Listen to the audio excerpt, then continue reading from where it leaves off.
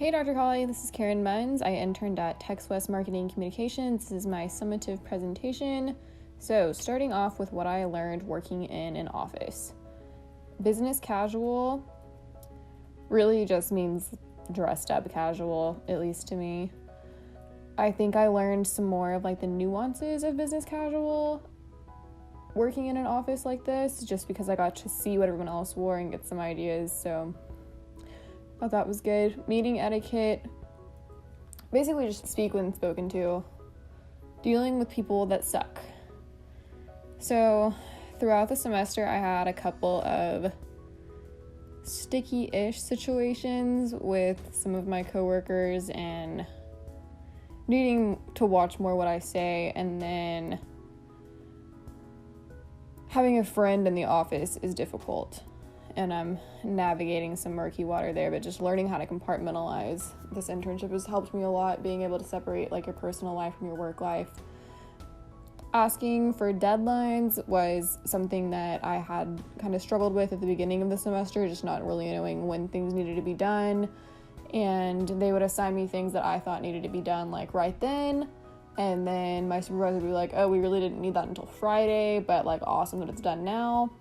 So knowing that I had a little bit more time to work on shorter stories for the website compared to working on longer stories for the Rambler with a more time-sensitive deadline was a big adjustment.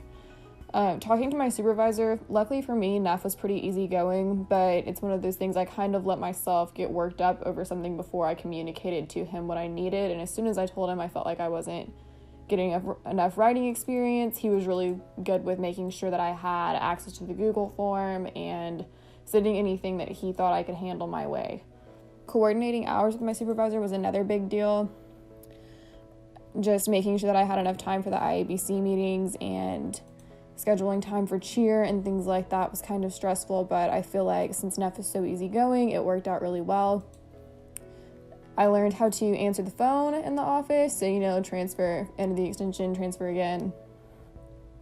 And then just typical busy work, delivering things, taking reimbursement sheets over to the cashier's office, that kind of thing. Writing for public relations was something that I felt like I got a whole lot more experience with this semester, especially in terms of matching voice and just adjusting from news writing where you have to attribute pretty much absolutely everything to public relations style writing where you pretty much only have to attribute quotes. Research was pretty light for most things. It was heavier for SEO, but I'll talk about that in a minute. The editing process I wasn't wild about, but me and Neff have kind of talked about maybe a different approach to that we're going to try next semester.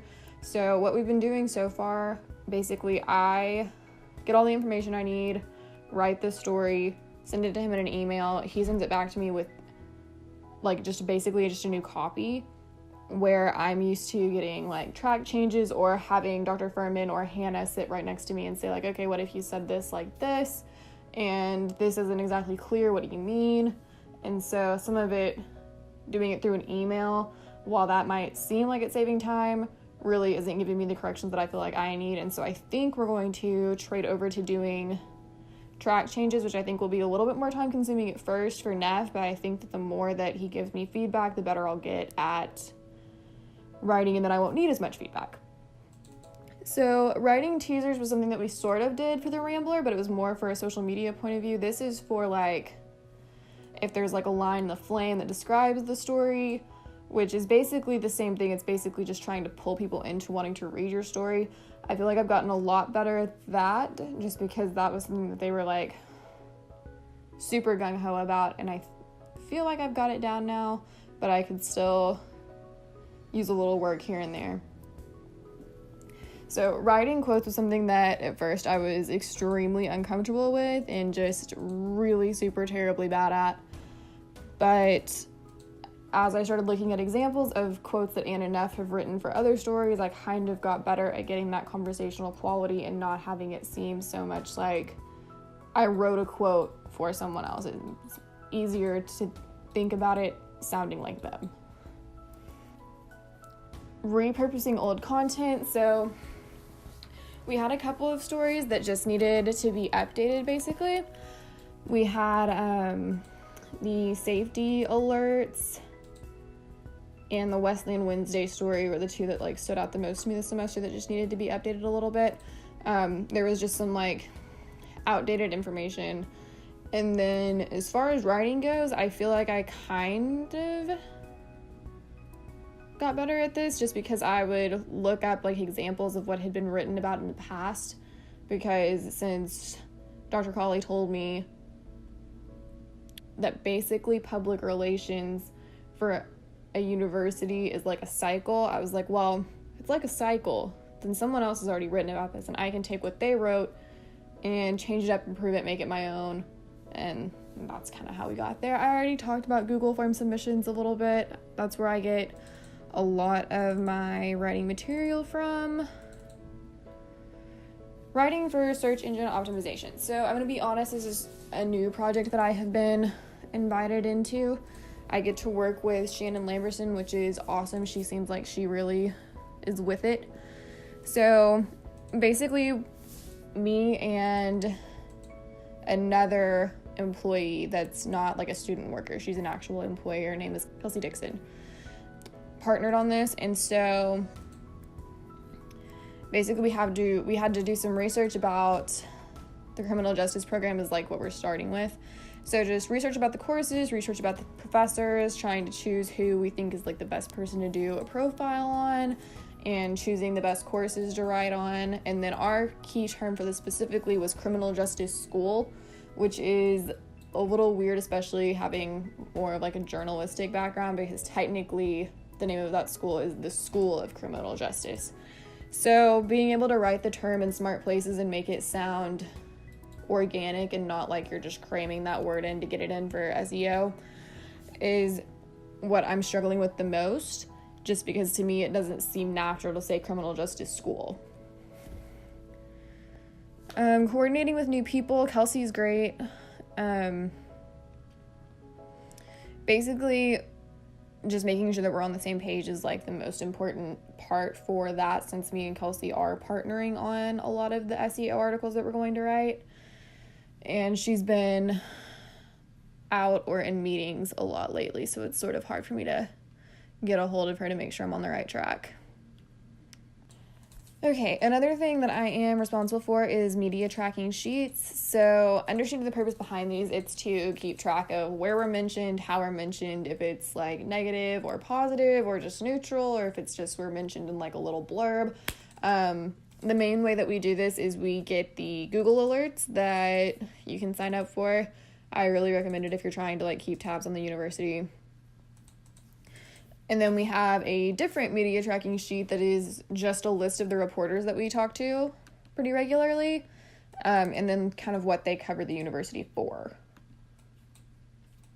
So another thing that I got to help with was creating events, specifically the media tailgate event was something that I got to do a lot of hands-on help for.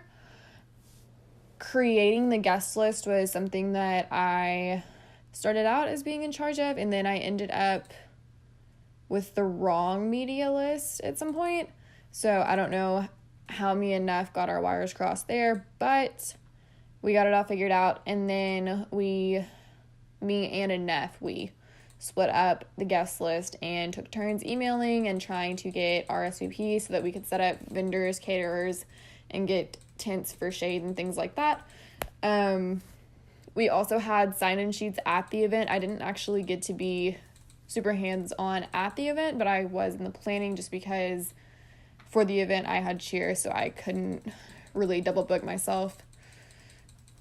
But yeah, just some of the things that I hadn't thought about for events, like giving like goodie bags as like a favor for coming, making sure that everything's set up right. I think Ann and Neff had to be there like about the same time as the cheer team, so that's like 2.5 hours before the game. Location signs, just making sure that everything is kind of how you want it and that your guests have easy access to food. So then I want to talk about answering the phone again, because for me that was a pretty big deal. I hate talking on the phone. So basically just having to get over like my fear of phones and not being a big baby about it. I got a whole lot better at telling salespeople that we have already allocated our budget and we can't buy anything from them at this time, but if they feel like it, feel free to call back later. Same thing with requests for us to advertise. Learning where to transfer people is something that I have just kind of picked up along the way. A lot of people call the marketing and communications office thinking that it's for something else, because I guess that number is just on the website in a lot of places. So just being able to look up extensions quickly for people that call the wrong number. And then every once in a while we have someone that calls us thinking that we're like an outside agency, which to me is a little absurd, but just like making sure that you don't make them angry and help squelch the confusion. So overall, I feel like this has been a good experience. It was a big adjustment just because me as a person, I don't like change. So I feel like that was something to take into account whenever I thought that I really just didn't like it, that some of it was just me adjusting. Getting used to having downtime. It's nice to have downtime sometime because I do get to work on my homework whenever I don't have anything else to do. But at the same point in time, I don't want to have too much downtime because I still want to feel like I'm getting something meaningful out of this experience. So another thing is like not thinking that the busy work stuff that I need to do isn't important, because it really does help my supervisor out. And then just making sure that I'm on the same page as Neff. I think in the beginning he didn't know that I was used to, cranking out like 2 1,000 word stories a week for the Rambler. I think he was thinking that it took me a little bit more time to write, but I think just since I was used to having to write up so many football stories in like a short amount of time, that he just assumed I would like a lot of time to write a little blurb for the website, which is fine. I think that after I kind of calmed down and realized I had more time to work on things, that I made less mistakes, but I still like having the feeling of like I'm on deadline. So that's my summative presentation. Thanks for listening, Dr. Colley.